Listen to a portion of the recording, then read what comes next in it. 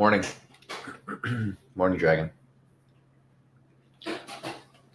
Jess, good morning. Paul, how are you? Mr. Lusker.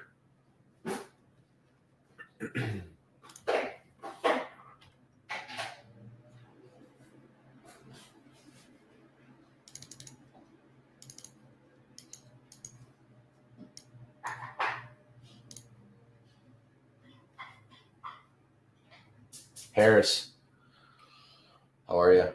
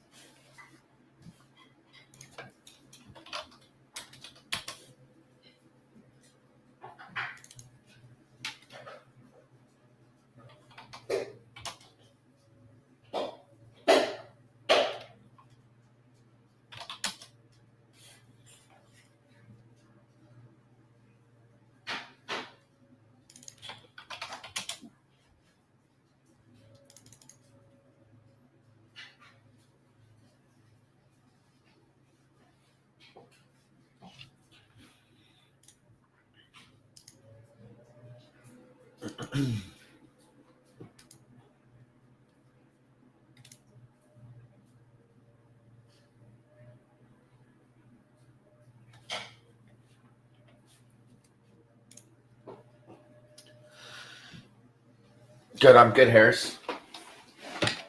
Yeah, KTOS is aerospace and defense. This has actually been acting pretty well. Yesterday I had MRCY on my list, but it gapped up too high, so I kind of left alone a little liquid for me. So not one I would really trade, but one I mentioned to the group. But then, once it gaps up like this, you can't buy a 5-minute opening range break. Brad, how are you, man? Good morning. I typically spend about 60 minutes. See, the thing is like while I'm sitting here during my trading day, I'm always scanning through my trading day. So I'm kind of getting a sense of what's holding up well, what's not. It's a great question, Jess. I normally spend a good portion of my trading day figuring out where money's going, where money's leaving. Because, really as a swing trader, and you're using progressive exposure to get involved into the markets, you're not always clicking the button, right? It's like you're onto one position. I bought Netflix, and then yesterday I bought Palantir, and then I tried Uber towards the middle end of the day. And then, Uber stopped me out, but Palantir held in there, and obviously Netflix is just fine. So, throughout the entirety of the time, I'm just watching my positions that I own, the shorts that I have and the longs that I have. And in the meantime, I'm looking for other clean setups on the daily. So by the time I get to like my nightly process, where I'm going through a few of my scanners, it takes me about an hour maybe to like put together my watch list for the next day. And then, really when I come to the market in the morning, I'm checking up on futures markets. I'm checking through, 2 of my scans.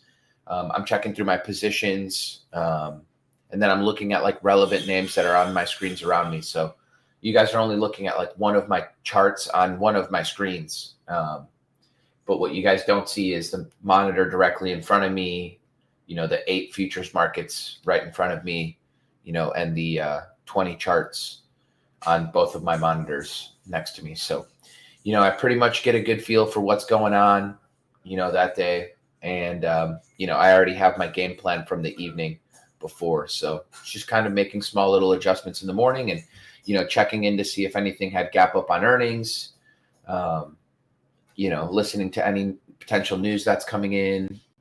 And, but I'm already basically ready from the night before.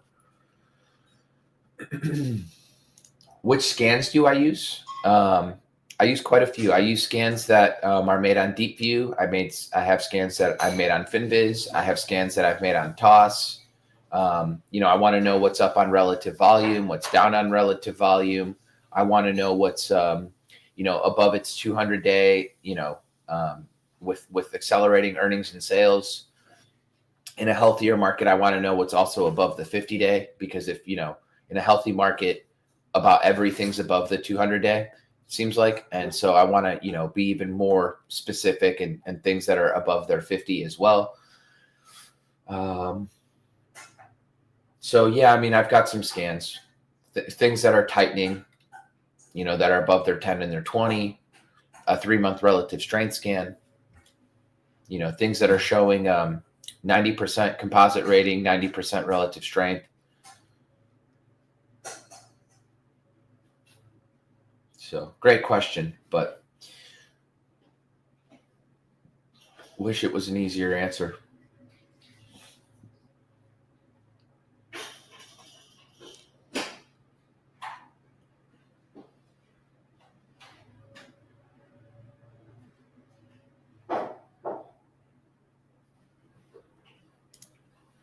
Paul, she's my fiance now. Thanks, man.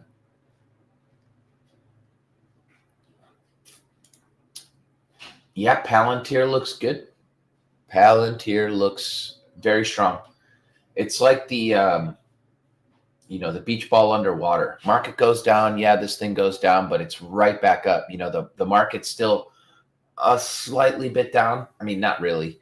And Palantir's is up a buck from where it closed yesterday. Harris, I'm doing well.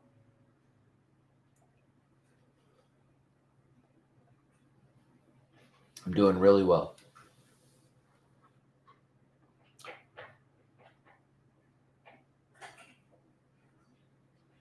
No, I didn't cover yesterday's price action. Yesterday, the thing with yesterday was, Miguel, you had this gap up in the markets, and then you actually had some follow through from there. So, like for instance, I wanted to buy NVIDIA over 99.5 as a higher low setup, and it gaps up quite a bit. And by the time you get to the market open, I wasn't going to be buying 105. And, there was just some profit taking into supply. That's kind of what you get in a down market. And we're technically still in a down market, right? We're below the 200-day. So, any gap ups into declining moving averages, they're going to be a sticking point, right? They're going to be not the easiest to get through. So it didn't really surprise me that there was profit taking. And really, I was like, okay, this market's kind of ridiculously strong here. So I ended up going with Palantir because it was still kind of going through a level that I had at 99 bucks. So it's like a little bit of a flat base breakout. And so I went with Palantir. And then I told myself, like, okay, I sized down enough that I could use this 50-day.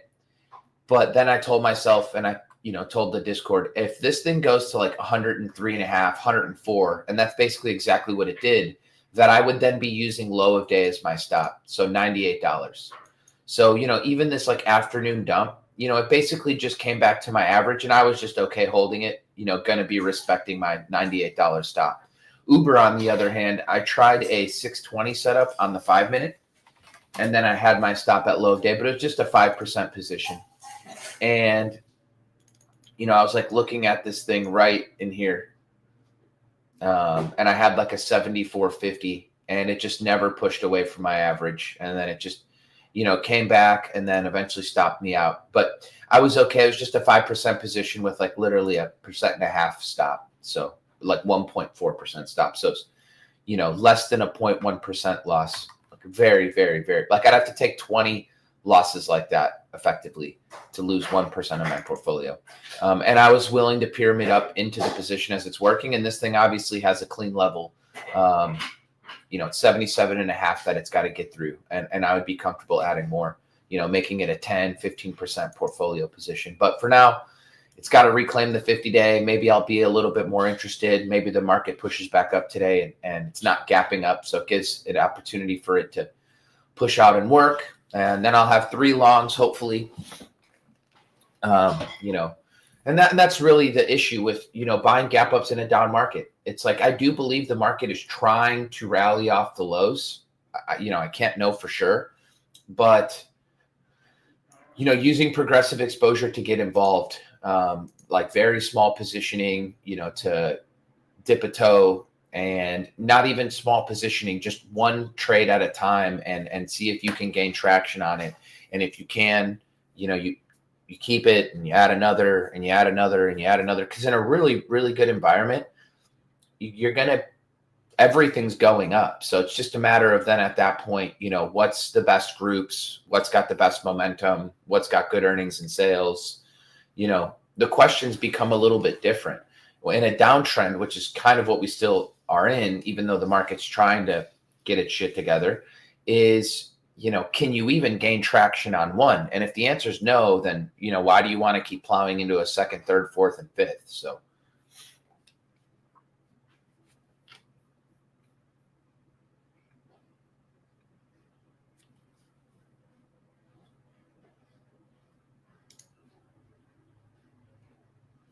Yeah, sorry. I thought I just answered the question. Yeah, with Palantir, once it gave a good enough push, and it was just, again, a 5% position, I was using the 50-day as a stop. And then, once it pushed out to 103.5, 104, I set my stop at low of day, right? I wasn't willing to watch this thing come back to, 95 from my 99 entry, effectively, 99 and change. So, yeah, $98. Low of day. What are my thoughts on Root? Well, let's take a peek. I know it was acting really strong before. Yeah, it's strong. I don't think it's a super clean setup here, but it looks good. Man, this thing has been an absolute monster from down here. This is why earnings gap ups can be so good. A neglected chart, gaps up on earnings, super big volume.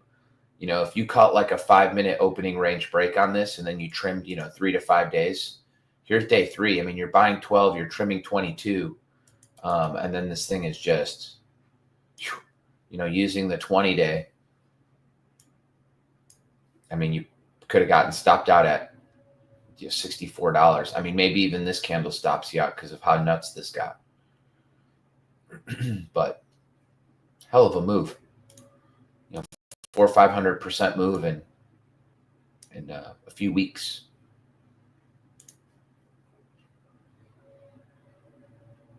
Yeah, 350% move, or maybe 400% move. Goodness gracious. EPs are awesome. Again, you never know what it's going to happen with, so that's why you have to be patient and follow your rules. Don't try to outsmart the 10 and the 20-day. That should sound familiar to some of you.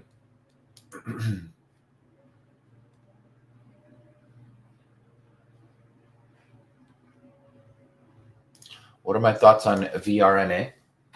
Let's take a look. It's just rebasing, right? I mean, this thing had a really awesome setup right in here, right? You get this move up, you get this clean little consolidation where everything just tightens up, right? And then it breaks over the 200, gives you another move higher, and then kind of gives you another little flat base, and then takes off again on earnings, decent earnings. And this thing kind of just is stair-stepped the entire way, right? Like one little bull flag after the next. So, buying this thing near the moving averages after it's tightened, or after it's coming out of the tightness. I mean, this thing has done this same damn thing the entire way up. It's kind of crazy just to see that. So stair stepping. That's what these good charts do. They go up, they go sideways. They go up, they go sideways. They go up, they go sideways. They go up, they go sideways. They go up. I mean, literally. And then, a good push on earnings. Look at this increase in volume here, on earnings. So there you go. There's another spot to buy. You'd have gotten stopped out a few days later, but that's trading. Got a little sloppy in here and then just continued. But if you were in from 24, if you were in from 16, But VRNA, this sounds like a bio. These are hard. Got to size them properly. Got to be super patient. 74.5 on Uber. Yeah, that's exactly where I bought it yesterday. Yeah, exactly. But yep, the market was going lower. Yeah, market was being a pain in the ass.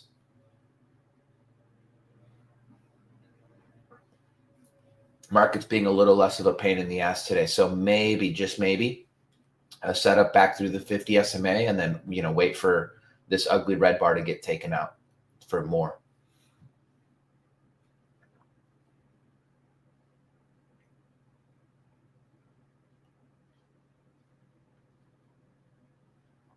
Scottish, nice work, man. Can I give you my thought on HIMS without even looking at the chart? I know it's got too much overhead supply. I traded HIMS from 29 into the 60s basically myself. So, and then it got completely smoked. Leave it alone. It's a laggard. It's at this point that chart's not a leader. There's nothing good about this chart right now. How does this look good? And I'm not meaning it in any kind of mean way to you, but how does this look good? It's lower than where I initially bought it.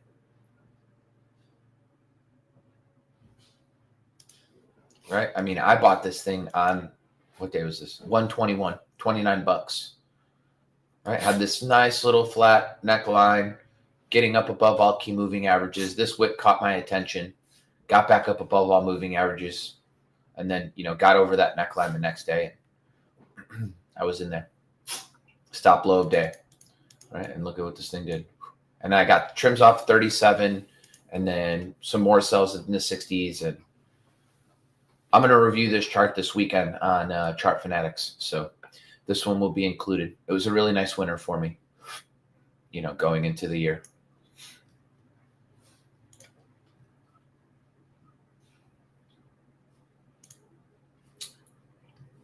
No, I didn't. I had a very small position. I was trimmed on now, and I had closed the rest of my position. So, but I was trimmed, and I got stopped out. So no big deal. I was literally down to a fifth of my shares left from almost $1,000. So really no harm. Kind of sucks, the dollar amount that I gave back, even on super small size, but really it's such a small fraction of I always think in percentages, and it's a very small percent of the portfolio. Obviously the dollar amount is real world, but it is what it is.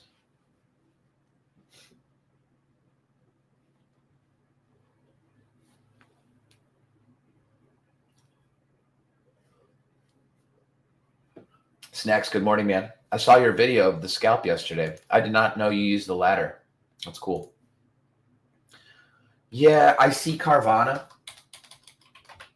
I don't really have it on my radar, but I see it. I see it basing.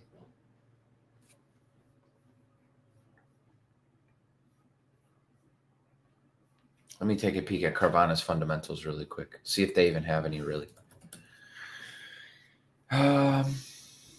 Yeah, their earnings are going up quite a bit, man. Good earnings increases, sales.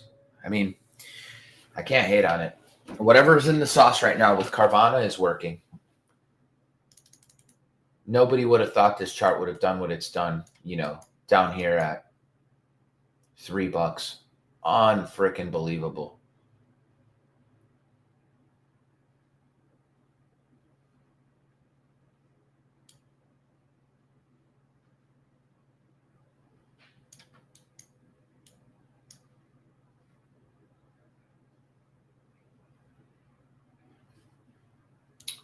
What a move, man. What a move.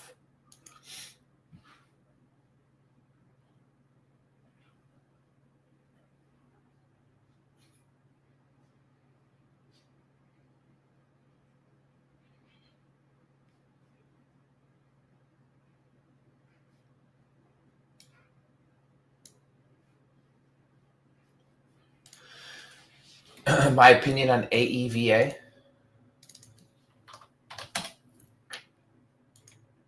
Super thin. Too thin. But, charts start out like this. They just ramp right through the 200. They start to go sideways. Big stage 1 base. What group is this in? Let's take a look.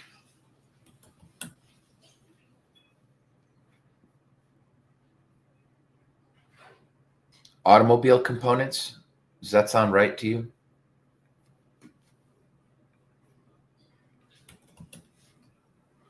Software infrastructure, actually.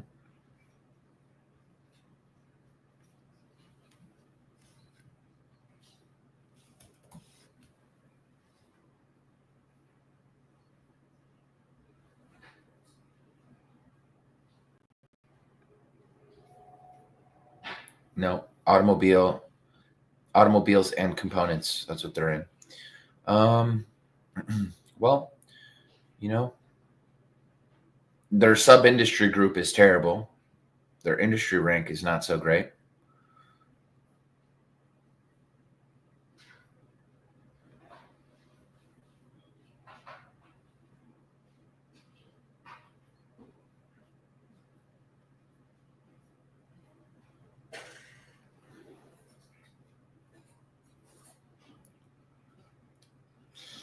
Yeah, they're it's not in a very strong group, and it's thin.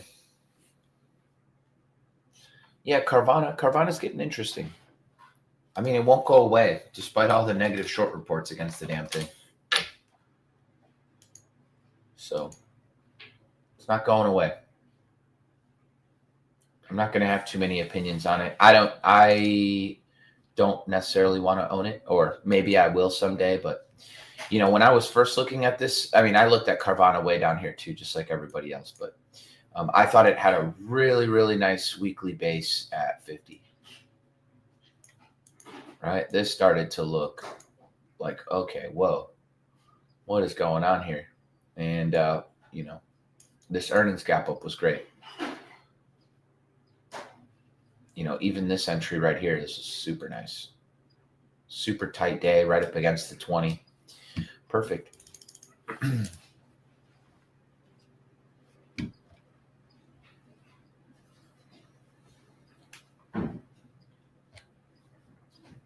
All right, let's see what else is going on around this market.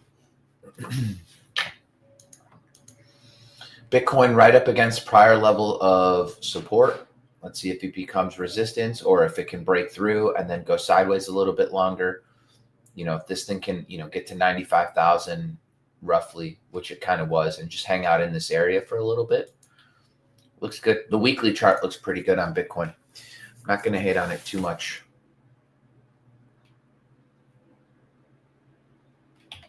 But, we need to see it get rolling.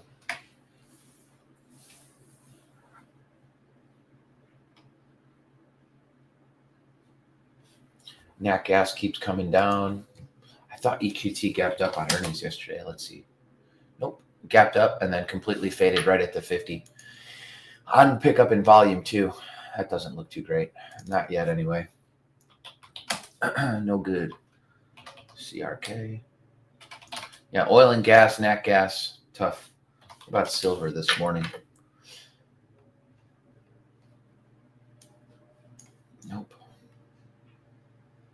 Gold. I don't know why people like Ethereum anymore. I mean, this thing goes from 4,000 all the way back to 1,400. I mean, it's back at like, the prices of 2023. It's back at prices, that's like 2022.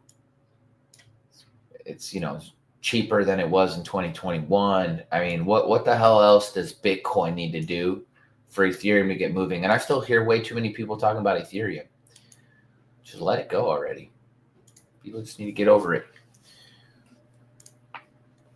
Actually, RR, when I was looking at it a few months back, it was actually trading some better volume. Obviously, the volume has thinned up quite a bit in here, but when I was looking at this thing, right, like in here, or after it had made a move up and pulled back, like I was hoping to watch this thing go sideways a little longer. But when it's trading, 20 million shares a day and $3, it's $60 million. I mean, I can't get too aggressive on it, but it's not impossible for me to trade. But again, no real earnings and sales. That's the problem. Right now, I don't really see the momentum. Just, there's nothing really special about it.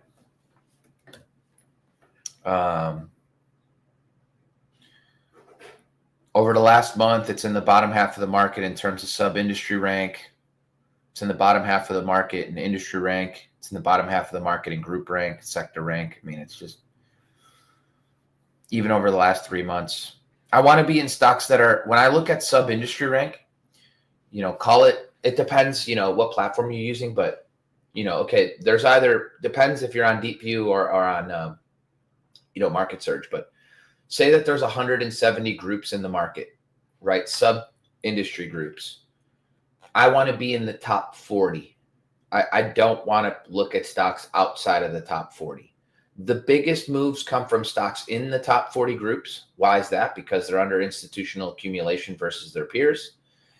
And I want to be in stocks with good earnings and sales, ideally. And not just that, a good technical setup. Thoughts on Neem? Yeah, I actually covered these on the watch list video yesterday. I really liked the fact that they gapped down and then they all had a pickup in volume. Now, Neem has earnings and they actually reported earnings already, it looks like. Yep. Reaffirms guidance. Strong Q1, obviously, gold prices are on the rise. Hard for them to have a bad quarter. But it wasn't just NEM, right? You've got like this GFI had a pickup in volume. You had AGI, a pickup in volume, this SAND pickup in volume. So it's like they are, while gold gapped down last night and then, started to like, quote unquote, find a little bottom and then push up, gold names, gold miners, I should say, all had a pickup in volume. When you look up a stock, your sector and industry ranks, it'll be right there on your right-hand side.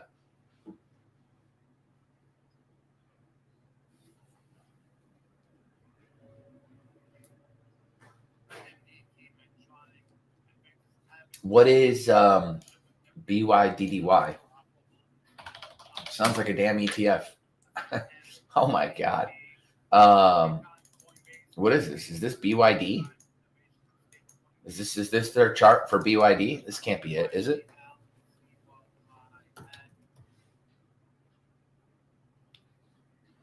This looks like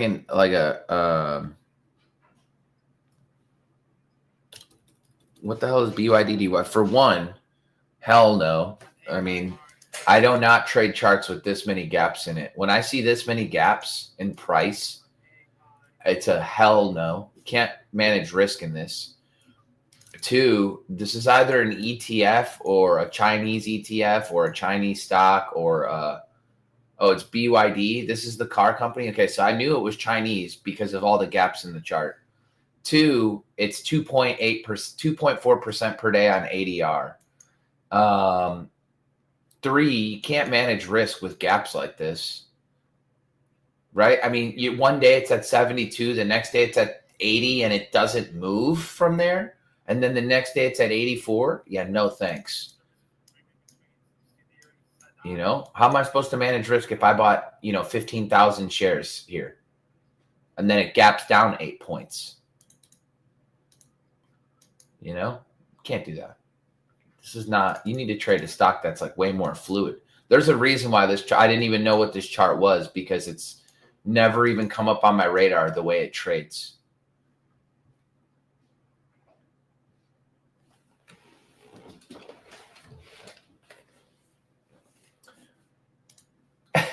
You're streaming on my Ariel Hernandez channel? Yeah. That's funny. Yeah, I just restarted it. I had another one, another YouTube channel, and then I just kind of remade another one so I can keep it more clean. I used to upload all my old Twitches onto there, but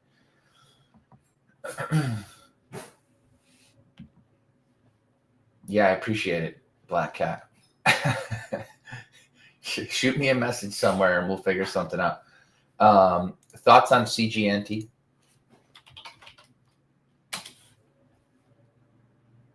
Super thin, man. But again, if you're trading with a small account, I mean, this thing has been doing bullish consolidation, right? Move up, nice long move sideways. All right, that's beautiful. Then you go from 450 to 6. I mean, that's super, super nice. This beautiful downtrend line. Some people will trade that.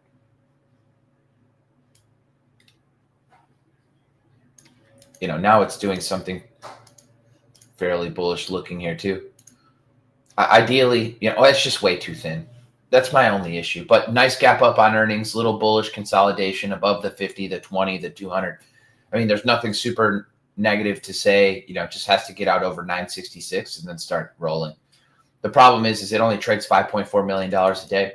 It only takes one person, really like myself, if I own shares from lower, to just come in and knock this whole thing down. So you got to be careful owning really thin names.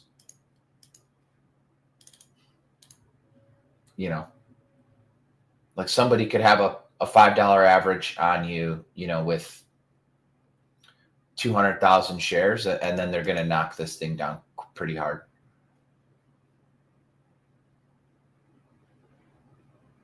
I like, I like StockB's Market Breadth Monitor. I actually have it up as one of my websites that I keep up. It's on my laptop, but yeah, I like it a lot. It's like, it's always one day behind, like, updates after, the day's over basically. But it's good to know, to figure out, how much money was coming into the market, how much money's leaving, how washed out we've gotten.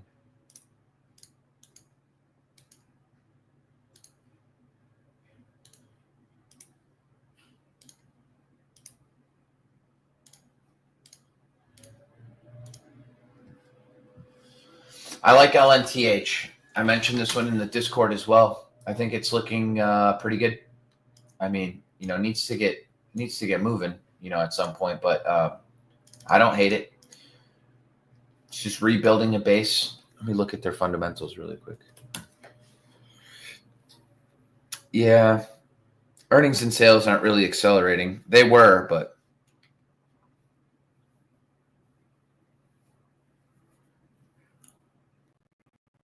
it's like right in the middle of the pack for the market. Zscaler, I like Zscaler. Pretty whippy. I mean, and I've talked about this one on stream before here. Needs to get going over 217.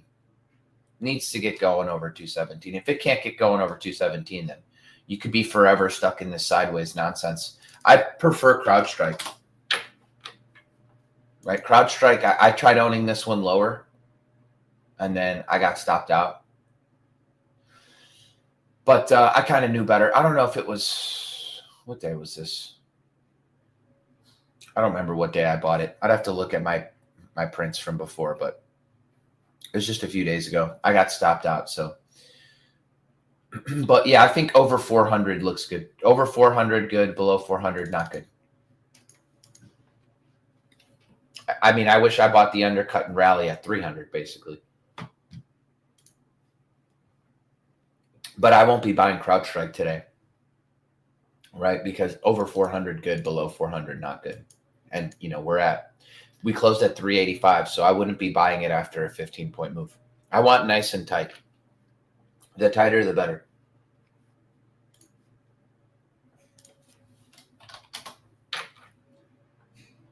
LTH, this chart's been a beast. I mean, it looks like it's just rebasing to go some more. Oh. I mean, what can be said? Looks pretty good.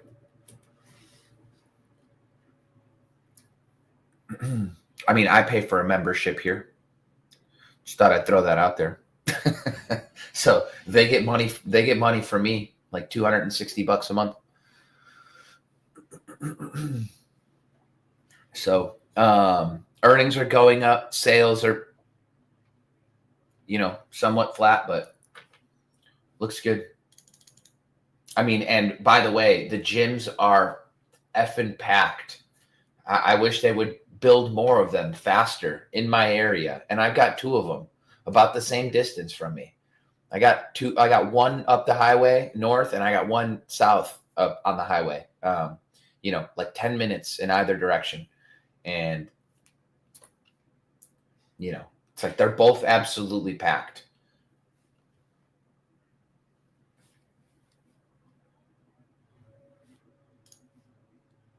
What about PAGs?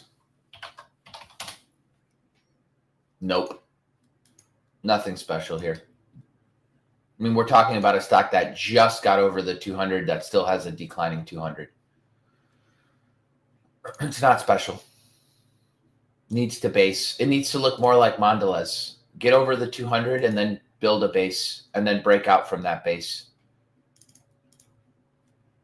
Yeah, MRCY was one I mentioned. I liked it. I had it on my watch list going into yesterday, but it gapped up too much, so it couldn't be bought.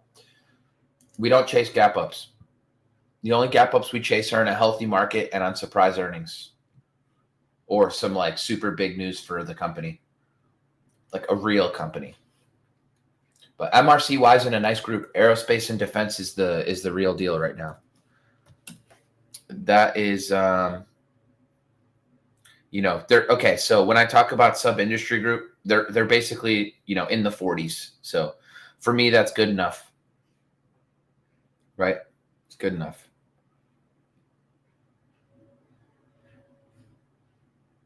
So they're in the top third, basically, of the market. That's where I want to be. I want to be focusing on stocks and groups in the top third. How to do risk management with gap down, missing stop loss? Well, that's why you make sure you're sized properly to begin with. Shit like that's going to happen, Prath. It's going to happen. But that's just part of trading. The other thing so two things. When you buy something, it should give you cushion to hold it overnight, meaning it should be up a little bit from your entry to be able to hold it overnight. And then two, you should have made sure you were sized properly anyway. So for instance, I bought Palantir yesterday, high 99s, and my stop was 98. It was a 5% portfolio position. If it gapped to $0, I would lose only 5% of my portfolio. See what I mean? So I know day traders that lose more in a day. But if it gapped down to 90 and it lost 10%, I would be effectively losing 0.5% of my portfolio, right? Palantir would be down 10%, and I would be losing 0.5% of my portfolio. Right? No big deal. We move on with life. But again, my stop was $2. So now you understand how my loss, so position sizing is another way to manage risk.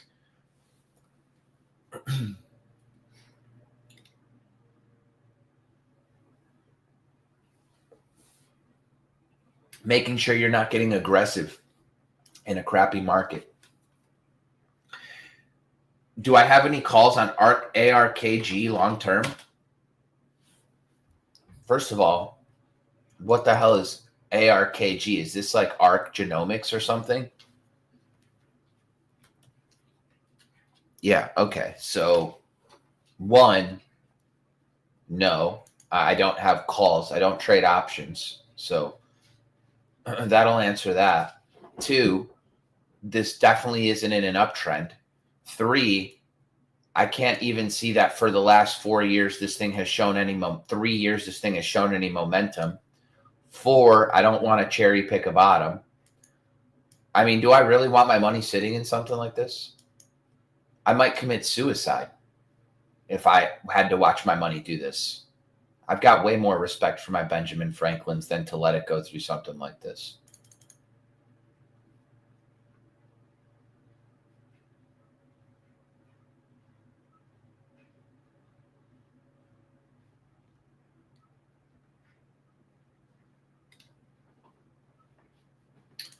Will I sell if it gaps down or wait? If it gaps down through my level in pre-market and it's liquid enough, I sell it. I don't wait around for it to get worse. and nor do I hope it opens up and starts to bounce. I mean, if it gaps through, like if Palantir opened, like if Palantir this morning I looked was at 96 and was $2 below my average, I get out right away as soon as I see it. Even if I'm on my phone laying in bed at 6 o'clock in the morning, I get out. I'm not going to wait for it to get worse. You have to follow your plan. If the plan was, if the plan was I'm out at 98 and it's at 96, well, then what was the plan when you got in? The plan was 98. So if I wake up, it's at 96. If it's 6 o'clock in the morning, I'm selling. If it bounces, oh man, it's back at 98, exactly where I would have stopped out before. Exactly. You still would have stopped out before. I mean, I'm not waiting around for it to get potentially worse. So yeah, you have to respect your rules. Otherwise, why do you have them? You have to have some super firm rules.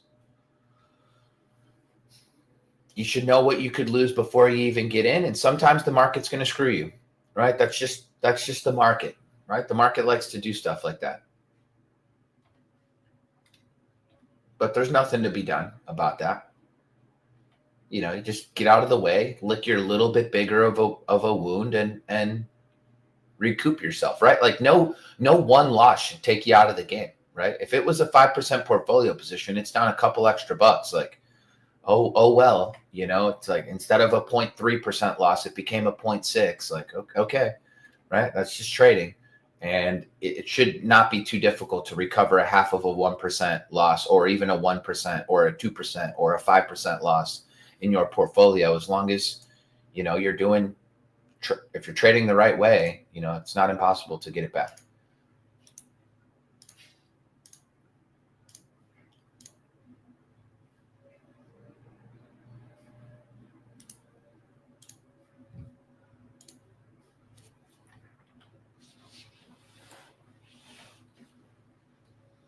Again, here's the thing too. Like I am trading names that are liquid enough for me. So even if it gaps down in pre-market, I should be able to get out. Like even if it causes me a little bit more slippage. Sucks, right? But that's just what it is. Man, this WMB is not going away either. This thing looks fucking awesome.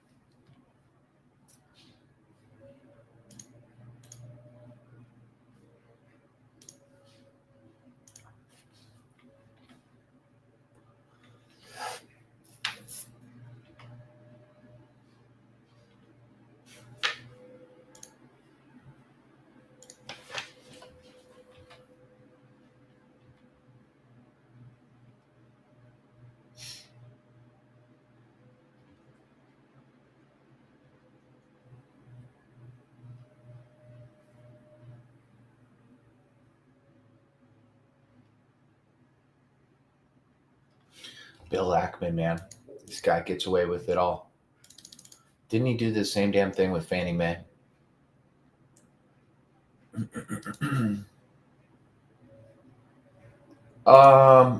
What's the lowest ADR I would trade? It depends the environment, right? If like we were in an environment where it's like super slow names are what's being rewarded,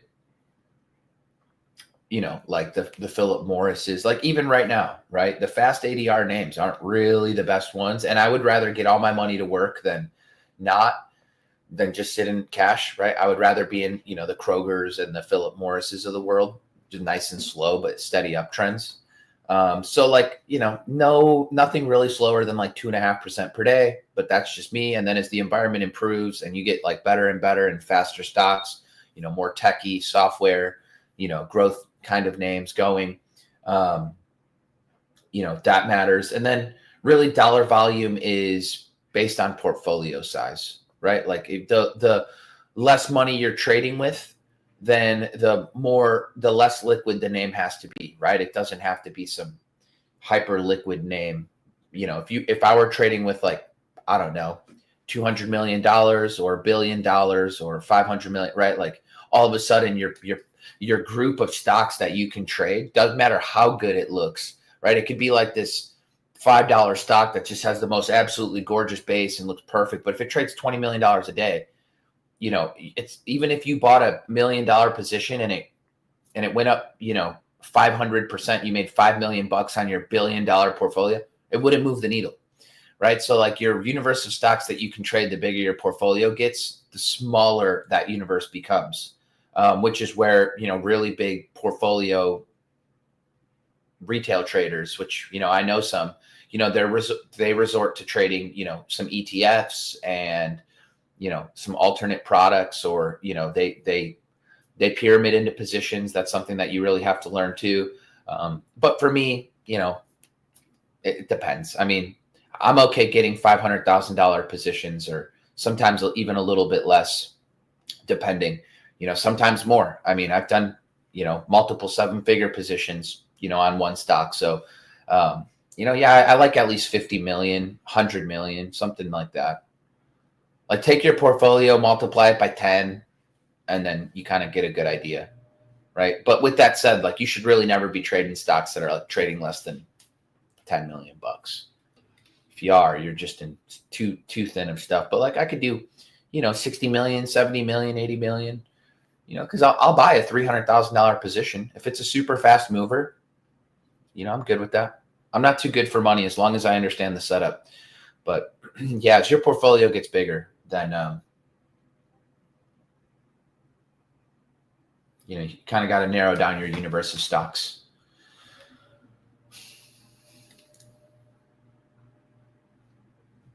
How do I see semi TXN? Is that Texas Instruments? This is, nice move on earnings, but it's not even above Wednesday's high. It's still below the 50. It's just trying to reclaim the 20. I would leave it alone. SMMT, did it have some news? I thought I saw it moving yesterday. Yeah, very nice. It's coming right up to this left side peak.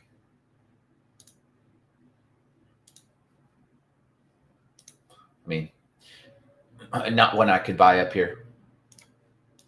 Not one I would ever be able to buy. Down here, as it was breaking out of this little low cheat setup all day. Maybe even out of this little 2-day pullback, and then you're buying it like on a little 620 setup right in here. Fine. I think we went over this one yesterday where it's like somebody asked me, like, what do you think about it here? It's like, at this point, it's like it's already gone. It's like you needed to be in this thing already. It's not like it looked bad. It was gone. Yeah, MVST. We talked about this one when it was super tight last Thursday, if I'm not mistaken. It's definitely gotten to a trim spot. You got to trim and then trail the rest. All right, guys. I love you all. Thank you all for being here. There is no stream tomorrow. I am flying down to Miami in the morning. I've got my interview with Words of Wisdom this weekend. Very excited for that. That should be a lot of fun. Love you guys all. I will see you guys on Monday. Any questions, you guys can reach me here or in IU or in Discord. So again, appreciate you guys. Thank you guys for showing up, and I will see you guys on Monday. And please enjoy your weekend.